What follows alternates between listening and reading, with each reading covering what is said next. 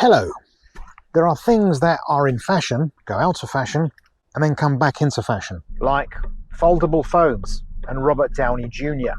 But there are some things that are popular, they become unpopular, and they remain unpopular until they get a little nudge, a little shove that puts them back into the mainstream, because they're good ideas. Now, when it comes to cars, enthusiasts tend to focus on the smaller details, the little things that need to be brought back, like T-tops and pop-up headlamps. But I think we should address larger things, mindsets, entire trends that should be brought back from oblivion.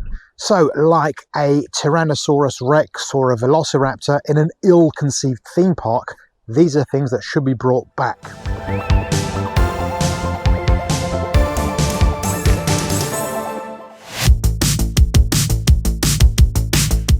Now these days, unfortunately, we don't really have much choice. In the olden days, my goodness me, may I? Thank you! I mean, in the olden days, I remember, for example, the Opel Corsa or Vauxhall Nova had like a 2-door saloon, 4-door saloon, 5-door hatchback, 2-door hatchback. Astra, same thing. You had like a saloon, a hatchback, an estate. These days, that just doesn't happen. What you've got instead is just like an SUV-esque body style. That's it. Car makers must love it because they don't have to engineer those different body shapes, so they save lots of money, and they sell those SUVs or crossovers or whatever they are at a significant markup over what they would a saloon or an estate or whatever. And here we are, the consumers, stuck with a lack of variety. That doesn't seem good to me. I miss the fact where you could go into a car dealer and you could choose either a hatchback or a 4-door or a 2-door Super Mini or a 2-door estate, for example. What happened to them? Very practical. You've got 4-door estates as well that are going the way of the Dodo. Berlinettas, coupes, minivans, they're also nearly extinct. I mean, it's a shame, and I really wish we had less of this, and more of this, and this. So yeah, bring that back. That'd be nice.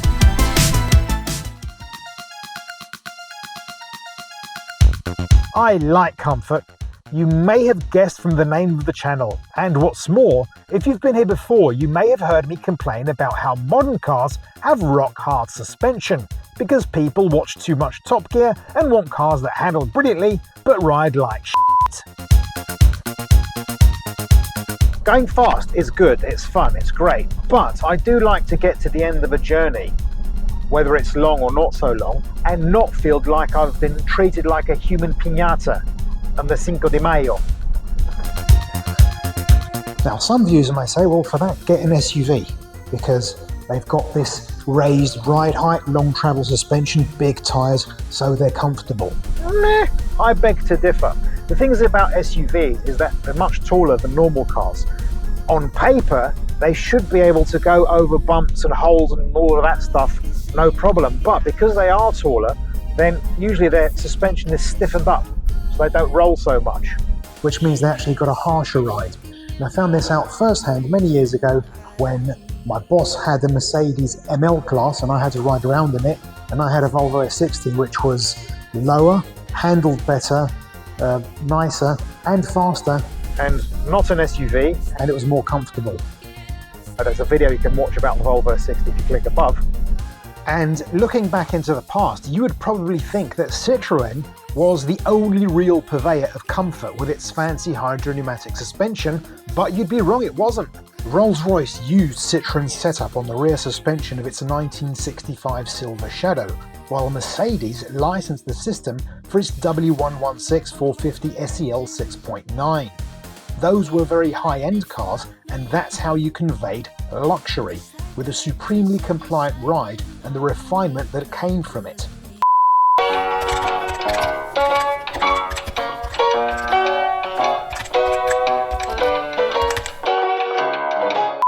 BMC and later British Leyland had hydroelastic and hydrogas, systems designed to prevent the car from pitching and thus make it ride smoother. Air suspension was used to improve ride quality as far back as the late 50s and early 60s on both sides of the Atlantic, though today I think the younger generation thinks of this when we talk of air suspension. And even before all this, in the 1930s, Chevrolet made a big deal of its soft, compliant suspension setup. Bring back appreciation for smooth rides, please.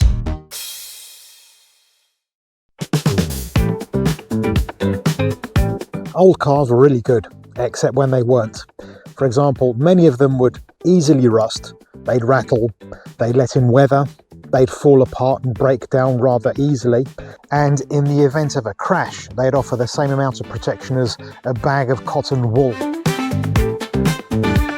But they had one big advantage, and that was that they were pretty straightforward to work on in terms of both maintenance and repairability. Hence, so many people would spend Sunday mornings underneath their pride and joy. Changing the oil? No problem. Swapping out the air or fuel filter? Easy peasy.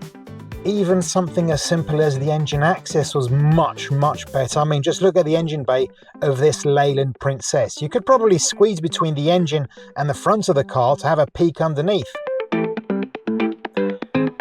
In comparison, this is the engine bay of my 15-year-old 2-litre diesel. Now, considering that this engine bay was designed to also fit a 3-litre unit, it boggles the mind how much space there isn't in here. Even more challenging things like, for example, this entire area, or, I don't know, the entire instrument binnacle. They were more or less accessible to people back then because you didn't have to then tell the car's ECU or computer brain or whatever that you were changing things. In fact, there weren't that many electronics to fiddle with. But as time went by, that changed. You just got more and more electronics. You get to the point now where even something like changing a bulb in a car can be a bit of an issue because it might screw up the car's CAN bus system. When electric vehicles came along, there was a chance for cars to become simple again. On paper, an electric vehicle is much more simple than an internal combustion engine car. A regular petrol or diesel car has hundreds of moving components and complicated systems. There's an ignition system, a fuel system, an electrical system, an exhaust system, a heating and cooling system, cams and crankshafts, belts and bearings, gears and gaskets, valves, manifolds, spark plugs, pulleys, pipes and piston rings. An electric car, on the other hand, is much less complex, at least on paper. Just a battery pack, a controller and a motor, and that's your propulsion system. One moving part, nice and simple. Oh yeah, there's charging all of that gubbins, but let's gloss over that for the time being. Yet what's happened in the real world is that EVs turned out to be so expensive because of the battery pack that manufacturers felt they had to cram the car full of software-based shit in order to justify the high price tag. Concurrently, internal combustion engine cars also became dependent on computers rather than mechanicals. And here we are today, with cars less about precision engineering and more about what craptacular gimmicks drivers can access through the touchscreen. And that hasn't made cars just harder to use, but also hideously overpriced and subject to these ridiculous things called subscriptions. And if you want to watch a video about that, then click on the banner above and watch the video that I made earlier. It's brilliant. So why can't we have some bare bones cars? You know, just basically essence of motoring, as I call it, essence de voiture.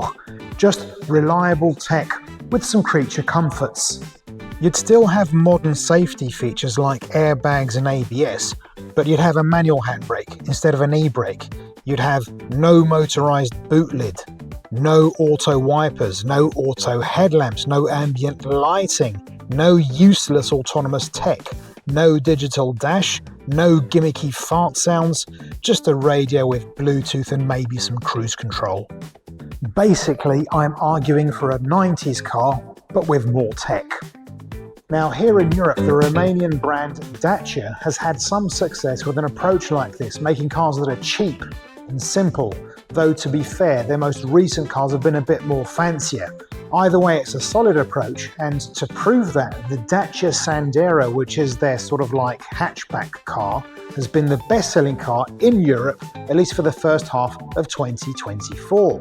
Which means there is a market for this kind of basic motoring. Personally, I would love to see more brands adopt this approach because that would give us a lot more choice in other segments, because right now Dacia really only does the lower end of the market. It would be fantastic to have, for example, a D segment car like my own C5, an estate or a saloon, not be encumbered with the gimmicks and tech that plagues modern cars. It would make cars easier to live with, cheaper, better. It would rekindle my interest in new cars as they are launched. I really don't care anymore, and I sort of miss that because I was always fascinated by new technology when it was useful, but I'm getting into way too much detail here. So please bring back that simplicity. It would be marvelous, and it would be lucrative. I'm pretty sure about that.